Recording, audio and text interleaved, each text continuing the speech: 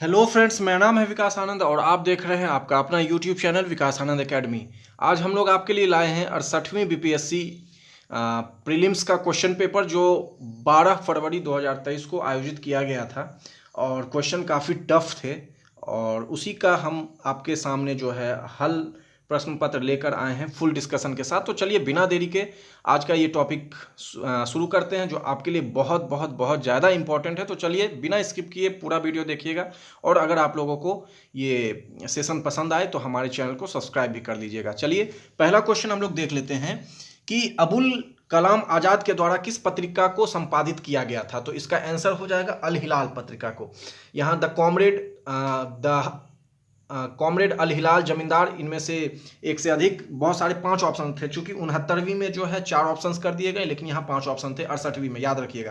तो अबुल कलाम आज़ाद के द्वारा अल हिलाल लिखा गया था।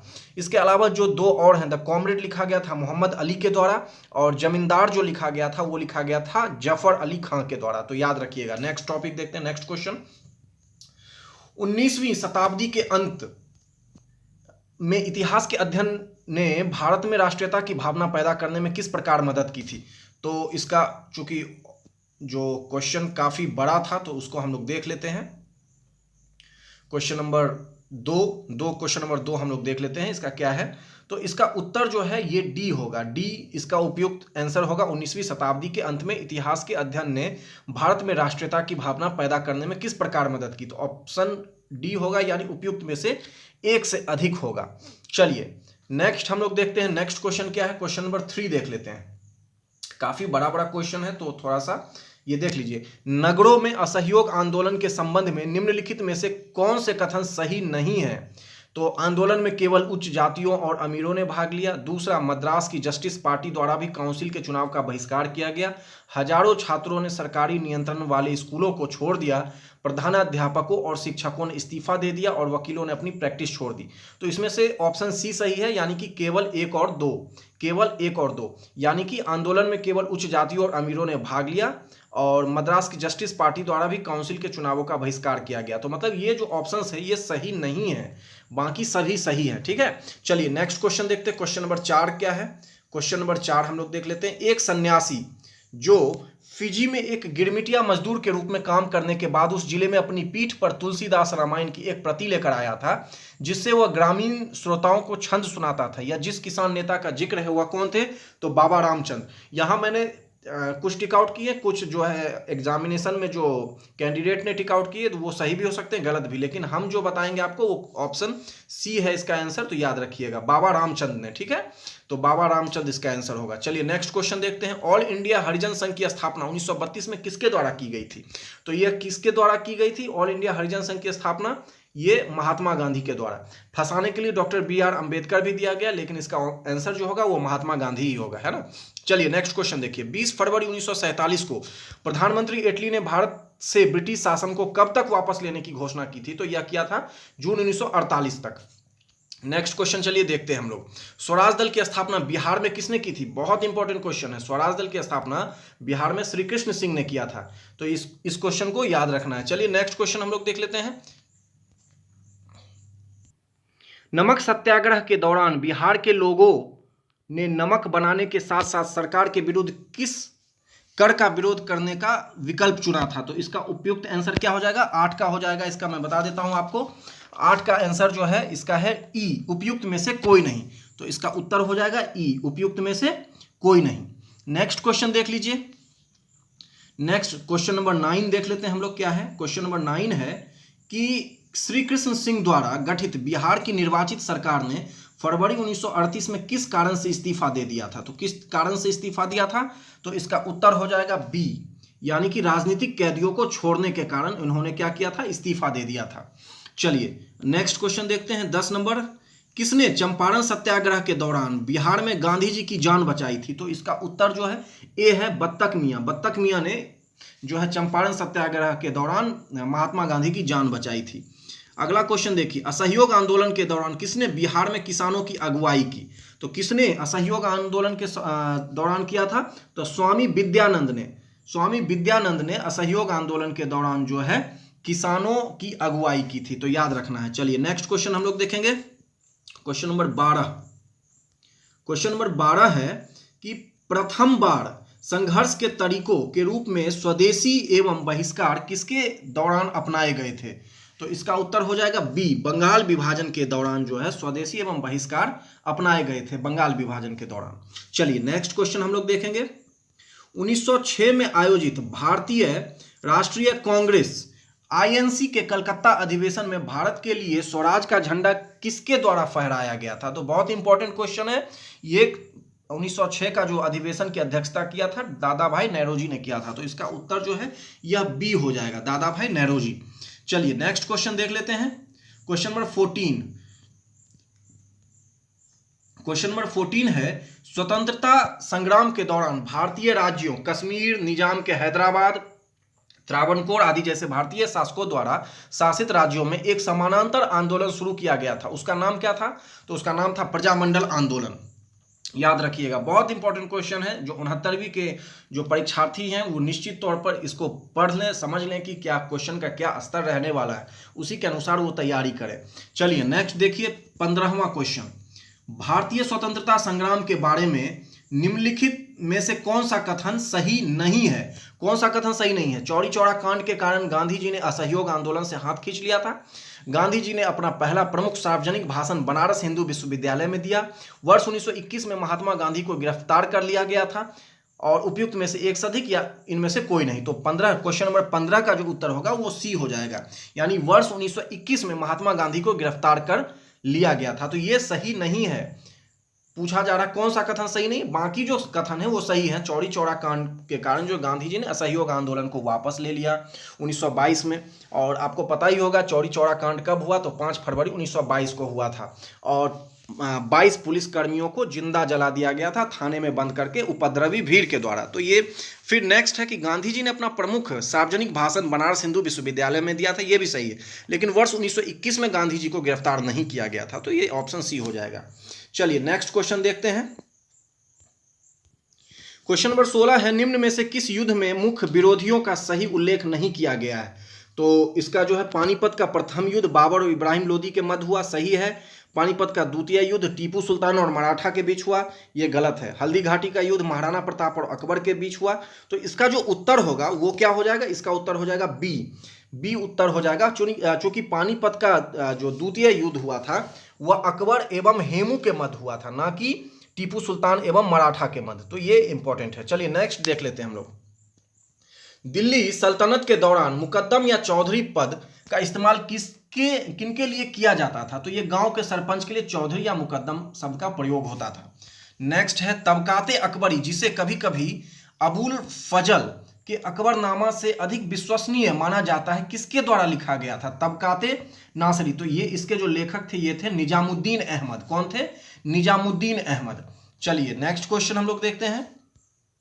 Question number 19। इनमें से किस प्रसिद्ध शासक ने अपनी माता के नाम पर विजयनगर के पास नागालपुरम की एक उपनगरीय बस्ती की स्थापना की थी?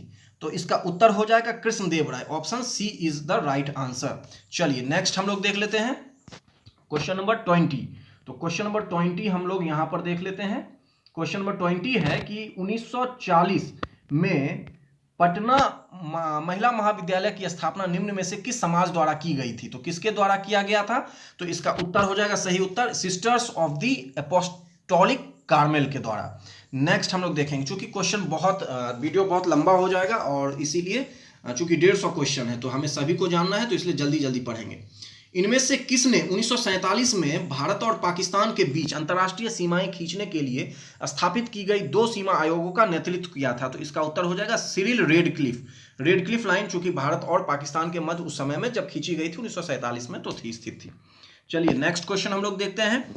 नेक्स्ट क्वेश्चन, और सारे बहुत इंपॉर्टेंट क्वेश्चन है, ये ऐसा नहीं है कि रिपीट नहीं किया जा सकता, बिल्कुल पूछा जा सकता है। किसने बंगाल में महलवाड़ी बंदोबस्त प्रणाली की शुरुआत की? तो यह किसने किया था? हॉल्ट मैकेंजी ने।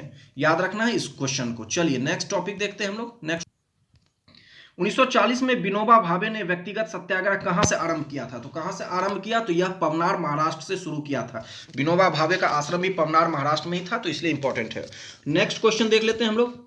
1918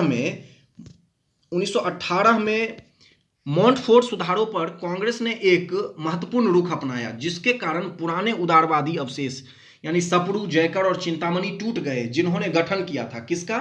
तो ऑप्शन इसका जो है, इसका आंसर हो जाएगा सी, इंडियन नेशनल लिबरल फेडरेशन का। इंडियन नेशनल लिबरल फेडरेशन का इन्होंने क्या किया था? गठन किया था। इसका आंसर सी हो जाएगा। चलिए नेक्स्ट देखिए, कैबिनेट मिशन निम्नलिखित में से किसके लिए भारत भेजा गया था? तो इसका उत्तर क्या हो जाएगा? एक राष्ट्रीय सरकार की स्थापना के लिए, सत्ता के हस्तांतरण के लिए, एक संवैधानिक व्यवस्था तैयार करने के लिए, पाकिस्तान के लिए जिन्ना की मांग के ब्यूरो पर काम करने के लिए। तो इसका उत्तर हो जाएगा केवल दो, यानी कि B option. B option is the right answer. तो केवल दो, यानी कि सत्ता के हस्तांतरण के लिए एक संवैधानिक व्यवस्था तैयार करने के लिए कैबिनेट मिशन जो प्लान था वो भेजा गया था भारत में। चलिए नेक्स्ट क्वेश्चन हम देखेंगे कि इनमें से किसने हुमायूं को यह प्रस्ताव दिया था कि यदि उसे बंगाल पर अधिकार करने दिया गया तो वह बिहार को समर्पित कर देगा और 10 लाख दिनार की वार्षिक श्रद्धांजलि अर्पित करेगा? तो यह किसने कहा था?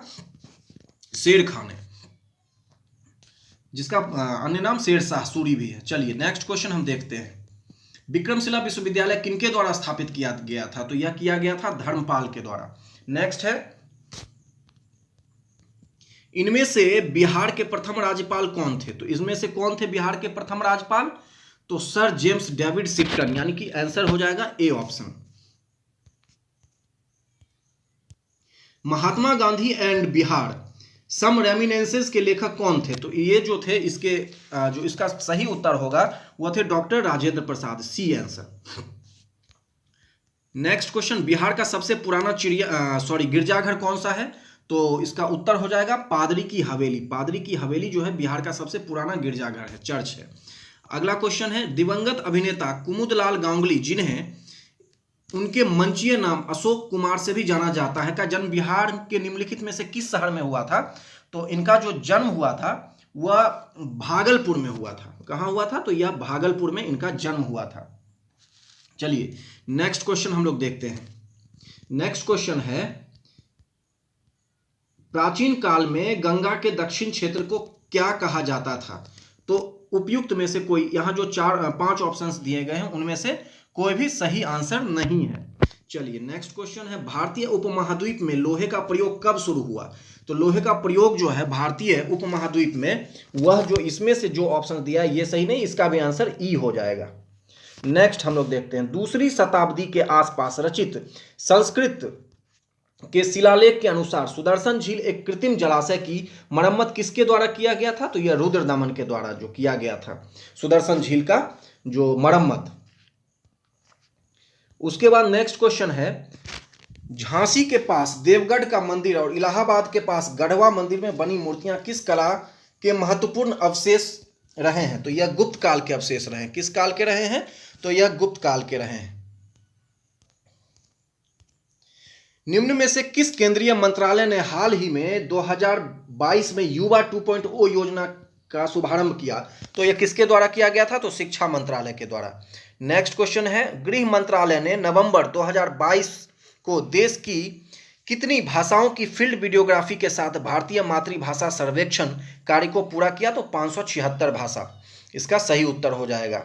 निम्नलिखित में से किस समिति ने 1 जनवरी 2026 से पूर्ण मूल्य निर्धारण स्वतंत्रता की सिफारिश करते हुए गैस मूल्य निर्धारण पर एक रिपोर्ट प्रस्तुत की थी?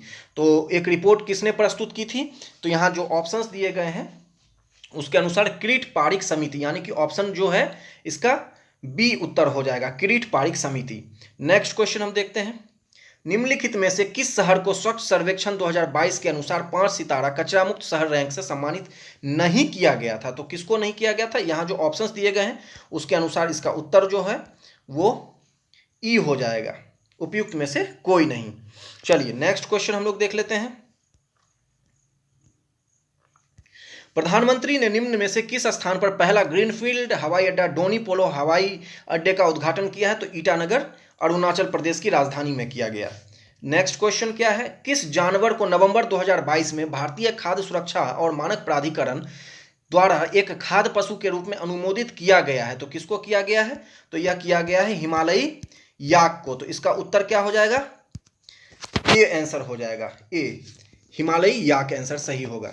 चलिए नेक्स्ट क्वेश्चन देखिए, भारत का पहला फ्लोटिंग वित्तीय साक्षरता शिविर जो है हाल ही में कहाँ शिविर हाल ही में इंडिया पोस्ट पेमेंट बैंक द्वारा निम्नलिखित में से किस स्थान पर आयोजित किया गया था? तो यह कहाँ किया गया है? तो यह श्रीनगर में किया गया है। Srinagar is the right answer. Next question चलिए देखते हैं, भारत के राष्ट्रपति ने निम्नलिखित में से किस आईआईटीज में परम कामरूप सुपर कंप्यूटर सुविधा का उद्घाटन किया है? तो कहाँ किया है? तो यह किया है गुवाहाटी में। Guwahati is the right answer. Next question है, 8 अक्टूबर 2022 को मनाए गए 90वें भारतीय वायुसेना दिवस पर 80 वायुयानों के घंटे भर का हवाई प्रदर्शन निम्नलिखित में से किस स्थान पर आयोजित किया गया था? तो यह कहाँ पर किया गया था? ये इसका उत्तर हो जाएगा सुखना झील चंडीगढ़। सुखना झील चंडीगढ़ में। नेक्स्ट क्वेश्चन देखिए, भारत सरकार के पोषण अभियान के तहत वर्ष के किस महीने को राष्ट्रीय पोषण माह या नेशनल न्यूट्रिशन मंथ के रूप में मनाया जाता है? तो इसका उत्तर हो जाएगा सितंबर माह को। सितंबर माह को। नेक्स्ट क्वेश्चन देखते हैं, नेक्स्ट क्वेश्चन है, चीन के तियागोंग अंतरिक्ष स्टेशन के हाल ही में लॉन्च किए गए अंतिम मॉड्यूल का नाम क्या है? तो इसका क्या नाम था? तो मैगटियन, यानी कि option C is the right answer, मैगटियन इसका सही उत्तर होगा। निम्न में से कौन सा विश्व का सबसे बड़ा ज्वालामुखी है जो पिछले 38 वर्षों में पहली बार फूटा था? तो कौन है इसका आंसर? मोना लोआ, हवाई द्वीप में स्थित है मोना लोआ। नेक्स्ट देखिए, इनमें से किसे हाल ही में उनके उपन्यास the 7 moons of Maali Almeida के लिए 2022 का बुकर पुरस्कार मिला? तो किसको मिला है? तो इसका उत्तर हो जाएगा सेहान करुणा तिलक को। Shehan Karunatilaka is the right answer. Next question चलिए देखिए, विश्व अंतरिक्ष सप्ताह 2022 का थीम क्या था? तो इसका उत्तर हो जाएगा अंतरिक्ष और निरंतरता। अंतरिक्ष और निरंतरता, इसका आंसर सी हो जाएगा। नेक्स्ट क्वेश्चन, निम्न में से किस लेबोरेटरी ने दिसंबर 2022 में एक ऐतिहासिक नाभिकीय संलयन सफलता का दावा किया था? तो इसका उत्तर क्या हो जाएगा? लॉरेंस लिवरमोर नेशनल लेबोरेटरी, यानी कि option A is the right answer. अगला क्वेश्चन देखिए, कॉलिंस डिक्शनरी का वर्ड ऑफ द ईयर 2022 निम्न में से कौन सा है? तो कॉलिंस डिक्शनरी का जो है वर्ड ऑफ द ईयर 2022 है परमे क्राइसिस। इसका आंसर ए ऑप्शन सही हो जाएगा। अगला क्वेश्चन देखते हैं, 52, निम्न में से किस देश ने सेनेगल के साथ मिलकर COP27 के दौरान अंतर्राष्ट्रीय सूखा लचीलापन गठबंधन का शुभारंभ किया? तो किसने शुभारंभ किया था? तो इसका उत्तर हो जाएगा Spain. Spain is the right answer. Next question चलिए देखते हैं, भारत में पहली बार किस देश के दूतावास ने निहोन्सू के लिए जीआई टैग के लिए आवेदन किया है? तो इसका उत्तर हो जाएगा जापान ने। अगला क्वेश्चन देखिए, निम्न में से किस अंतरिक्ष एजेंसी ने यह घोषणा की कि उसने अपने इक्विलियस अंतरिक्ष यान को आगे बढ़ाने के लिए भाप का सफलतापूर्वक उपयोग किया है? तो इसका उत्तर हो जाएगा जाक्सा। जाक्सा ने। नेक्स्ट क्वेश्चन देखते हैं हम लोग, अक्टूबर 2022 में लॉन्च किए गए टेस्ला ह्यूमनॉइड रोबोट का नाम क्या है? तो इसका उत्तर हो जाएगा ऑप्टिमस। ऑप्टिमस। ये क्वेश्चंस रिपीट, भले ये 2022 के क्वेश्चंस है लेकिन 2023 में भी पूछे जा सकते हैं, चूंकि एक साल तक का जो है करंट पूछा जा सकता है बीपीएससी में। तो इसलिए इन क्वेश्चंस को ऐसा मत समझिए, चूंकि इस साल ही एग्जाम 12 फरवरी 2023 को हुए हैं, तो ये सारे अभी भी करंट जो है वो रेलिवेंट हैं। चलिए नेक्स्ट क्वेश्चन हम लोग देखते हैं, पहला तैरता हुआ सौर ऊर्जा संयंत्र बिहार में किस स्थान पर बनाया गया है? तो यह कहां बनाया गया है? तो कदीराबाद दरभंगा में बनाया गया है। वर्ष 2019-20 के आर्थिक सर्वेक्षण के अनुसार किस जिले की प्रति व्यक्ति आय सबसे कम है? तो किस जिले की प्रति व्यक्ति आय सबसे कम है? तो इसका उत्तर हो जाएगा शिवहर की। अगला क्वेश्चन देखिए, वर्ष 2020-2021 के नीति आयोग एसडीजी रिपोर्ट के अनुसार बिहार राज्य का स्कोर कितना रहा है? तो इसका उत्तर होगा 100 में से 52। इसका आंसर जो है सही आंसर सी हो जाएगा। चलिए नेक्स्ट क्वेश्चन देखिए, खेलो इंडिया महिला टूर्नामेंट में पहली बार किस खेल को शामिल किया गया है? तो ट्रैक साइकिलिंग को शामिल किया गया। Option B is the right answer. निम्न में से किसे अगस्त 2022 में भौगोलिक संकेतक जीआई टैग से सम्मानित किया गया था? तो इसका उत्तर हो जाएगा मिथिला मखाना को। मिथिला मखाना को जीआई टैग से इसको सम्मानित किया गया है। अगला क्वेश्चन है, निम्न में से किसे वर्ष 2022 में यूनेस्को की विश्व धरोहर सूची में जोड़ा गया है? तो किसको जोड़ा गया है? तो इसका उत्तर हो जाएगा ई। यहां पर बहुत सारे ऑप्शंस दिए गए थे और बहुत ही कंफ्यूजिंग थे, लेकिन आंसर ई इसका राइट आंसर होगा, इनमें से कोई नहीं। Business reform action plans BRAP द्वारा वर्ष 2020 में व्यापार करने में आसानी में बिहार ने 36 राज्यों में डैश रैंक हासिल की। तो कौन सी रैंक इसने हासिल की थी? तो इसका उत्तर यहाँ ई हो जाएगा, इनमें से कोई नहीं। जो ऑप्शंस दिए गए हैं उसके अनुसार ये सही नहीं है, इनमें से कोई भी कथन। नेक्स्ट क्वेश्चन देखिए, 28 नवंबर 2022 को मुख्यमंत्री नीतीश कुमार द्वारा गंगा जल आपूर्ति योजना का उद्घाटन किस स्थान पर किया गया था? ये डेट के साथ इसने पूछा है, तो इसका उत्तर हो जाएगा सी, बोधगया।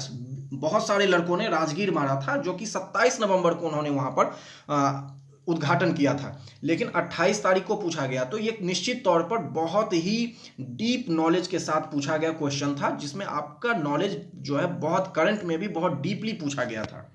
चलिए नेक्स्ट क्वेश्चन देखिए, निम्न में से किस एसोसिएशन बोर्ड ने अक्टूबर 2022 में पुरुष और महिला खिलाड़ियों के लिए समान वेतन की घोषणा किया? तो ये बीसीसीआई ने किया था, भारतीय क्रिकेट कंट्रोल बोर्ड ने। नेक्स्ट क्वेश्चन देखिए, पिछले 10 वर्षों में राज्य का शहरीकरण बहुत तेजी से बढ़ा है। 2011 की जनगणना के अनुसार बिहार में शहरीकरण का स्तर 10% था, जो बढ़कर वर्तमान में 10% हो गया। तो इसका सही आंसर क्या है? तो इसका सही उत्तर है 11.3% था, अब वर्तमान में यह 15.3% हो गया है। एटॉक में अपनी पहाड़ी यात्रा के अंत में सिंधु नदी अफगानिस्तान की किस नदी से जुड़ती है? तो इसका उत्तर हो जाएगा काबुल नदी। काबुल नदी is the right answer, B answer इसका सही हो जाएगा। निम्न में से कौन सा विश्व में सुप्रचारित वन्यजीव अभियान है जिसे 1973 में शुरू किया गया था? तो किसको किया गया था 1973 में? वेल नोन है कि प्रोजेक्ट टाइगर, बाघों के संरक्षण के लिए। अगला क्वेश्चन, क्षोभ मंडल के बारे में निम्न में से कौन सा कथन सत्य है? तो कौन सा कथन इसका सत्य है? तो इसका ऑप्शन जो सी है, यानी कि इसकी औसत ऊंचाई 13 किलोमीटर है, यह सत्य है क्षोभ मंडल के बारे में। अगला क्वेश्चन देखिए, पेंजिया से टूटे हुए दक्षिणी महाद्वीप को क्या कहते हैं? तो इसको क्या कहते हैं? गोंडवाना लैंड कहते हैं, गोंडवाना लैंड, जो कि खनिज संसाधन के लिए, खास करके कोयला के संसाधन के लिए महत्वपूर्ण रहा है गोंडवाना लैंड।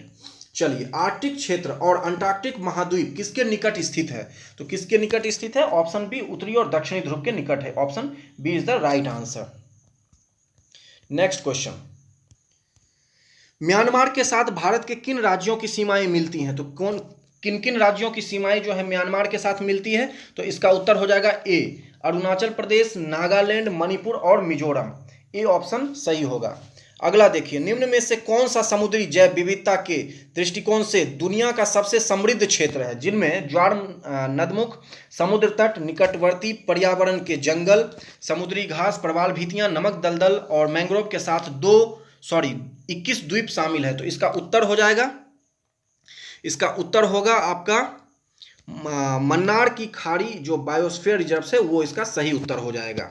अगला क्वेश्चन देखते हैं, कोपेन की वर्गीकरण योजना के अनुसार उत्तर प्रदेश और बिहार किस प्रकार के जलवायु प्रदेश में आते हैं? तो इसका उत्तर सही होगा CWG। CWG जो जलवायु प्रदेश के अंतर्गत, वर्गीकरण के अंतर्गत यूपी और बिहार आते हैं। अगला क्वेश्चन देखिए, भारत की तटीय सीमा तट से कितने समुद्री मील, किलोमीटर अथवा मीटर तक समुद्र की ओर फैली हुई है? तो इसका उत्तर हो जाएगा 12 समुद्री मील। बी जो है इसका राइट आंसर होगा। यहाँ क्वेश्चन थोड़ा सा ब्लर है, लेकिन मैं पढ़ के बोल देता हूँ। भारत में निम्नलिखित में से कौन सी नदी घाटी कोयले के भंडारों से समृद्ध है? तो इसका सही उत्तर क्या हो जाएगा? इनमें से एक से अधिक, दामोदर घाटी भी है, सोन नदी घाटी और महानदी घाटी, सभी जो है कोयले भंडारों से समृद्ध है। तो यहाँ डी ऑप्शन जो है वो सही हो जाएगा। अगला क्वेश्चन देखते हैं, भारत में चीनी उद्योग के बारे में निम्नलिखित में से कौन सा कथन सही है? यह वजन कम करने वाला उद्योग है। महाराष्ट्र देश में अग्रणी चीनी उत्पादक के रूप में उभरा है। उत्तर प्रदेश चीनी का दूसरा सबसे बड़ा उत्पादक है। या डी, उपरोक्त में से एक से अधिक। तो इसका उत्तर जो है वह क्या हो जाएगा? उपरोक्त में से एक से अधिक। नेक्स्ट क्वेश्चन देखते हैं, ग्रीष्म के अंत में पूर्व मानसून वर्षा होती है, जो केरल और कर्नाटक के तटीय क्षेत्रों में एक सामान्य घटना है। इसे स्थानीय रूप से किस नाम से जाना जाता है? तो 77 का क्या हो जाएगा? इसका 77 का सी हो जाएगा, यानी कि मैंगो सावर। इसका सही उत्तर क्या हो जाएगा? मैंगो सावर, सी। वातावरण मुख्य रूप से किसके द्वारा गर्म होता है? तो इसमें 4 ऑप्शंस दिए गए हैं, जिसमें से सही उत्तर होगा इसका दीर्घ तरंग स्थलीय विकिरण के द्वारा। इसका ऑप्शन सी सही हो जाएगा। नेक्स्ट क्वेश्चन चलिए देखते हैं, भारत के निम्नलिखित में से किस राज्य की सीमा बिहार में अधिकतम जिलों से लगती है? उत्तर प्रदेश, झारखंड, पश्चिम बंगाल, या इनमें से एक से अधिक, या इनमें से कोई नहीं। तो इसका जो उत्तर हो जाएगा, उसका उत्तर हो जाएगा डी, उपयुक्त में से एक से अधिक।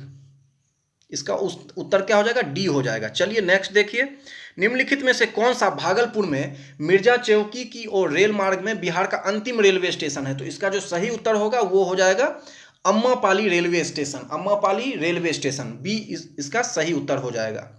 चलिए नेक्स्ट क्वेश्चन देखते हैं, बिहार में खनिज उत्पादन के संदर्भ में निम्नलिखित कथनों पर विचार कीजिए।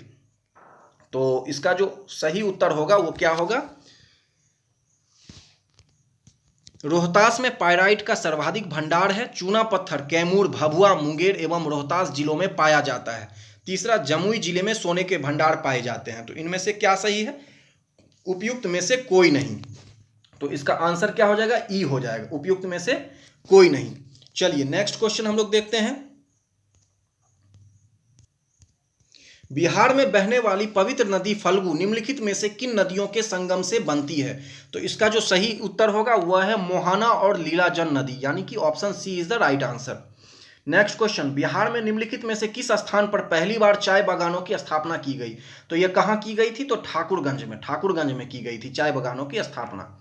उसके बाद है, बिहार के निम्नलिखित जिलों का आरोही दशकीय जनसंख्या वृद्धि 2001 से 2011 के अनुसार सही क्रम चुनिए। तो इसका उत्तर हो जाएगा सिवान, किशनगंज, मधेपुरा। इसका उत्तर सही उत्तर क्या होगा, सिवान, किशनगंज, मधेपुरा, यानी दशकीय जनसंख्या वृद्धि दर इनमें जो है सिवान से अधिक किशनगंज, किशनगंज से अधिक मधेपुरा में, ये इसका सही क्रम होगा। नेक्स्ट क्वेश्चन देखिए, बिहार में कृषि आधारित उद्योगों में किस खाद्य उद्योग का प्रभुत्व है? तो इसका उत्तर हो जाएगा, बेसिकली समझने वाली बात है कि अनाज आधारित उद्योग का क्या होगा, यहां प्रभुत्व होता है, चूंकि कृषि संबंधित राज्य है। पदार्थ के एक रूप का कोई निश्चित आकार नहीं होता है, लेकिन इसका एक निश्चित आयतन होता है। पदार्थ के इस रूप का उदाहरण है, क्या है इसका उदाहरण, तो मिट्टी का तेल। मिट्टी का तेल इसका जो है सही उदाहरण होगा। चलिए बी ऑप्शन राइट होगा। अगला क्वेश्चन देखते हैं, कुछ धातु ऑक्साइड अम्ल और क्षार के साथ अभिक्रिया कर नमक और पानी बनाते हैं, इन्हें उभयधर्मी ऑक्साइड कहते हैं। उभयधर्मी ऑक्साइड के अन्य उदाहरण कौन है? तो इसका ऑप्शन ए जो है वो सही होगा, Al2O3 और ZNO। चलिए नेक्स्ट क्वेश्चन देखते हैं, कौन सी गैस अपने ग्रीन हाउस प्रभाव से ग्लोबल वार्मिंग में योगदान करती है? तो कौन सी गैस है, तो यह जो है इसका उत्तर हो जाएगा उपयुक्त में से एक से अधिक, यानी कि डी ऑप्शन जो है इसमें सही होगा।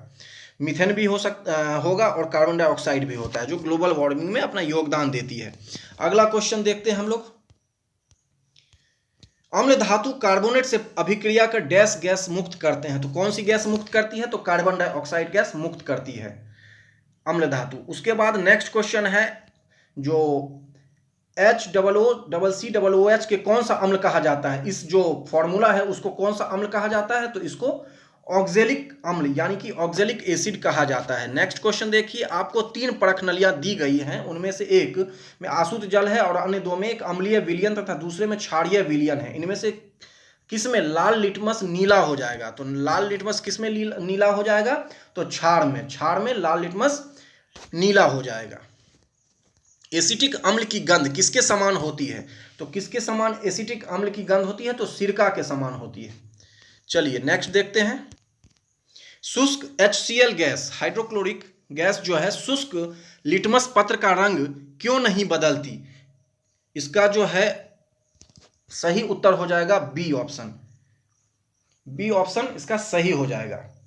नेक्स्ट क्वेश्चन देखिए, विषम का पता लगाइए। विषम का इसमें से पता लगाना है, तो इसका जो उत्तर हो जाएगा उपयुक्त में से कोई नहीं। उपयुक्त में से कोई नहीं, इसमें से जो ऑप्शंस दिए गए हैं उनमें से कोई आंसर सही नहीं है।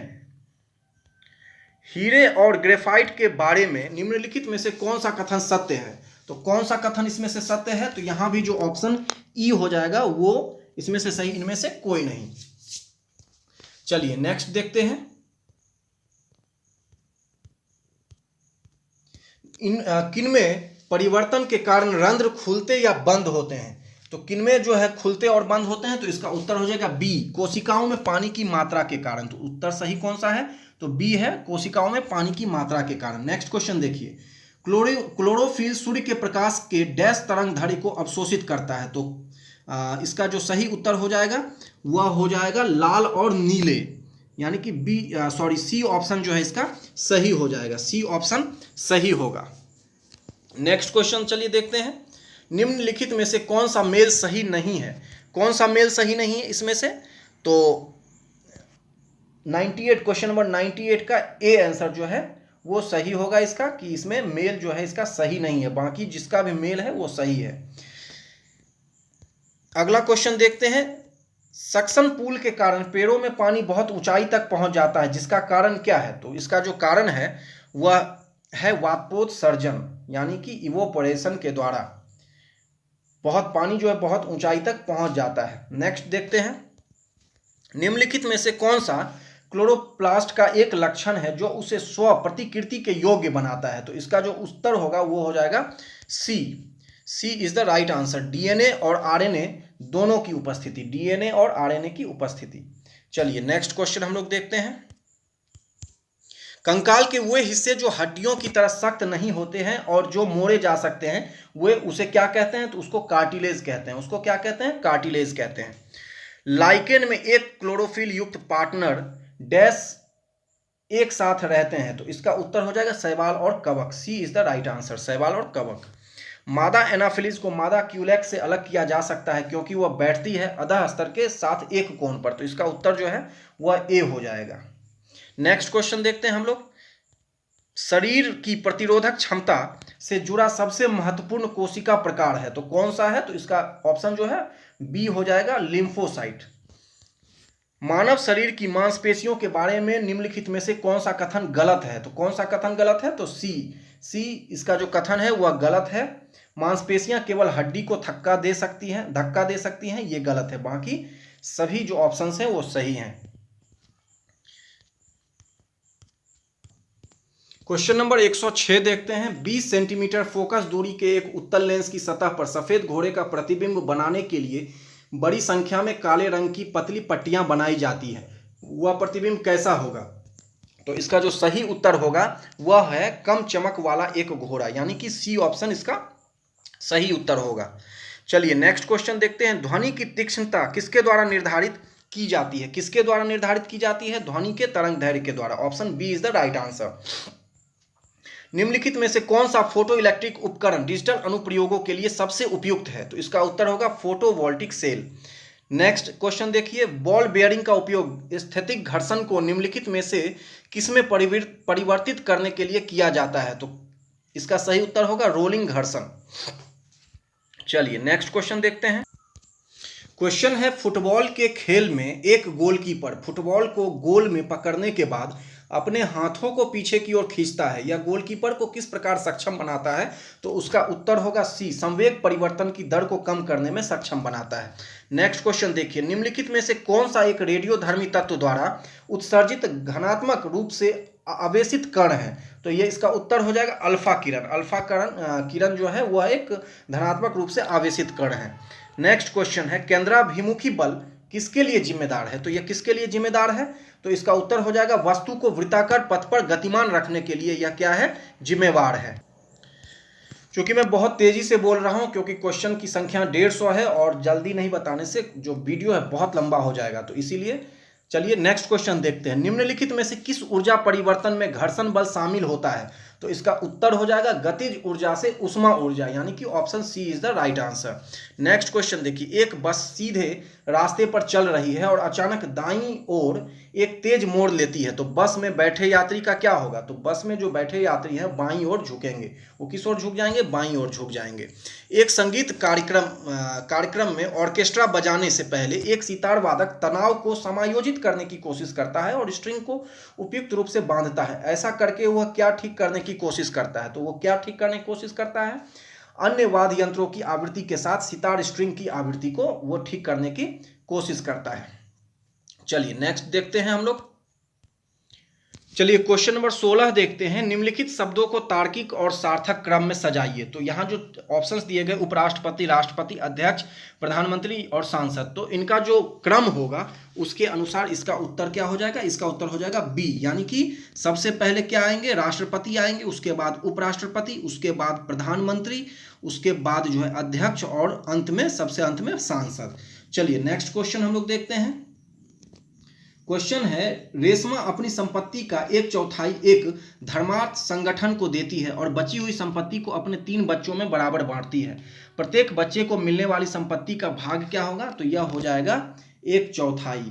इसका उत्तर हो जाएगा 1/4। नेक्स्ट क्वेश्चन है, निम्नलिखित में से कौन असत्य है? तो यहाँ जितने भी दिए गए हैं ऑप्शन, चाहे प्रत्येक वर्ग एक आयत होता है, प्रत्येक समचतुर्भुज एवं एक समांतर चतुर्भुज होता है, प्रत्येक वर्ग एक समचतुर्भुज होता है, उपयुक्त में से एक से अधिक, उपयुक्त में से कोई नहीं, तो इसका उत्तर ई हो जाएगा।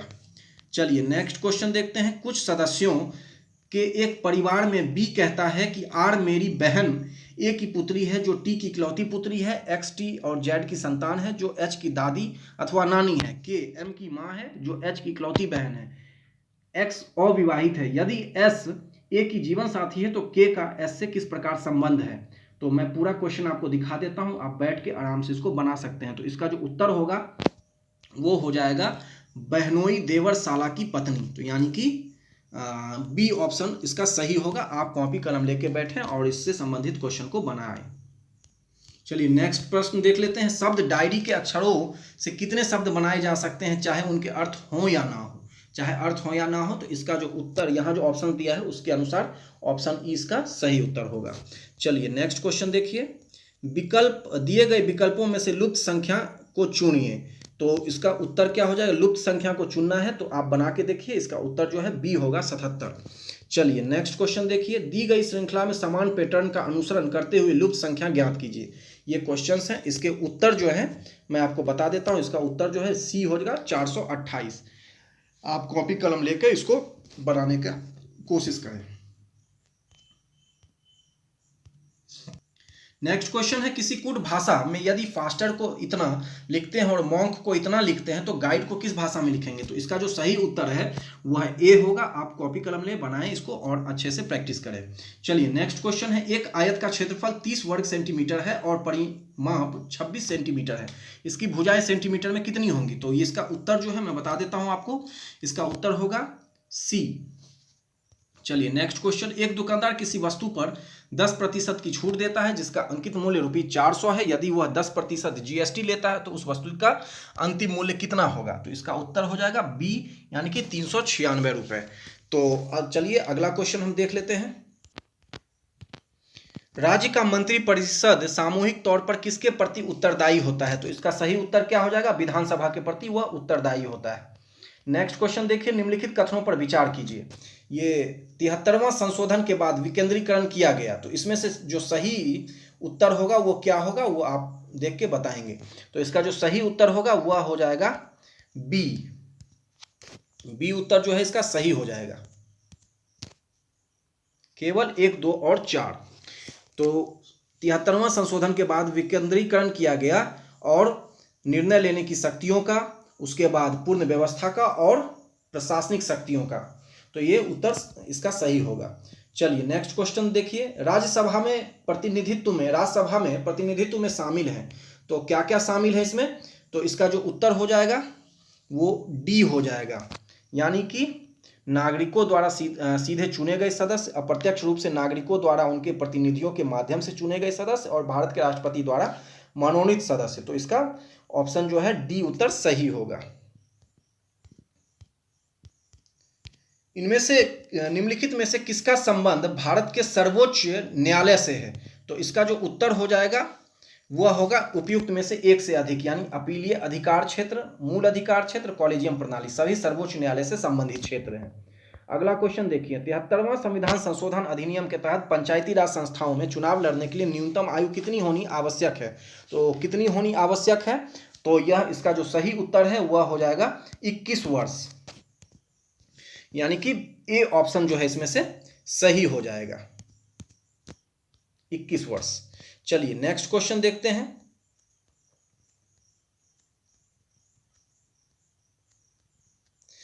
नेक्स्ट क्वेश्चन है, भारत में जिला स्तर पर उपभोक्ता विवाद निवारण के संदर्भ में निम्नलिखित में से कौन सा कथन सही नहीं है? तो जो इसका उत्तर हो जाएगा वो हो जाएगा ए। राज्य सरकार यदि उचित समझे तो एक जिले में एक से अधिक जिला फोरम की स्थापना कर सकती है, बाकी अन्य जो भी ऑप्शन है वो सही सॉरी, ये जो ए है वो सही नहीं है, बाकी सही है, लेकिन ऑप्शन के हिसाब से यहाँ आंसर ए हो जाएगा, क्योंकि क्वेश्चन में पूछा है कौन सा कथन सही नहीं है। चलिए नेक्स्ट हम लोग देखते हैं, एक पंचायत समिति किस स्तर पर एक पंचायती राज संरचना का संचालन करती है? तो इसका उत्तर हो जाएगा ब्लॉक स्तरीय निकाय पर, ब्लॉक स्तरीय निकाय पर। निम्नलिखित में से किससे समुदाय विकास के पहले कार्यक्रम के रूप में स्थापित किया गया? तो किसे किया गया था? तो राष्ट्रीय विस्तार सेवा, राष्ट्रीय विस्तार सेवा इसका सही उत्तर हो जाएगा। भारतीय संविधान के अनुच्छेद 14 में लिखा हुआ कानून के समक्ष समानता किस देश के संविधान से लिया गया है? तो किस देश के संविधान से लिया गया है? तो यह ब्रिटेन से लिया गया है। और जो नेक्स्ट क्वेश्चन है वो देख लीजिए, भारतीय संविधान को बनाने में कितना समय लगा? तो कितना समय लगा? 2 वर्ष 11 माह और 18 दिन का समय इसमें लगा था। नेक्स्ट क्वेश्चन देखिए, केंद्रीय स्वास्थ्य एवं परिवार कल्याण मंत्रालय द्वारा 24 नवंबर 2021 को प्रकाशित राष्ट्रीय परिवार सर्वेक्षण 5 के अनुसार बिहार के लिंग अनुपात में काफी अच्छा सुधार हुआ है। यह 2015-2016 में डैश से बढ़कर 2020-22 में डैश हो गया है। तो इसका सही उत्तर क्या होगा? ए हो जाएगा, 1062 से 1090 हो गया है ना। तो चलिए नेक्स्ट क्वेश्चन देखते हैं, बिहार आर्थिक सर्वेक्षण 2021-22 के अनुसार 2020-21 के बिहार के सकल राज्य घरेलू उत्पाद जीएसडीपी की वृद्धि दर कितनी है? तो यह 2.5% है। कितनी है? तो 2.5%। चलिए नेक्स्ट क्वेश्चन देखिए, निम्नलिखित में कौन सा बिहार की अर्थव्यवस्था के मामले में सही है? तो इसका जो उत्तर होगा उपयुक्त में से एक से अधिक हो जाएगा।